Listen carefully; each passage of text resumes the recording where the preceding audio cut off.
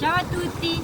Ieri sono stata in Marmilla con mio babbo, l'avrete visto dai tanti video che ho pubblicato, e mentre stavo girando da una parte all'altra in questi paesi, lui si è lamentato e mi ha detto aio Ale, ci siamo su 3 ore, 3 ore in giro, ci siamo 3 ore in giro, dai, spiegati. Io l'ho guardato e gli ho risposto che mi sensi da qua dall'Enu, non dica da canto non volisi, e lui mi ha replicato te ne sai ragione.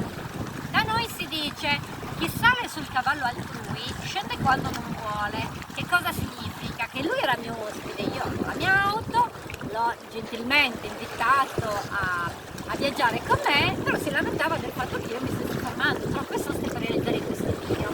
Quindi quando voi siete gentili, e naturalmente non stiamo scherzando, però capita davvero che tu sei gentile con qualcuno e quel qualcuno poi pretende, e magari tu dici va bene, ti accompagno a fare questa visita, questa commissione, però poi ci dovremo fermare perché dovrei sbrogliare qualche impegno anch'io, e a quel punto dicono però dai, dobbiamo rientrare. Allora tu rispondi così, chi mi sei da quando lei non mica da quando non volili, cioè dal momento che non sei con il tuo cavallo stai attento perché potresti scendere all'improvviso, cioè ti faccio rientrare a piedi, il senso è questo più o meno, tutto chiaro? Quindi quando qualcuno vi offre una gentilezza cercate di non brontolare, perché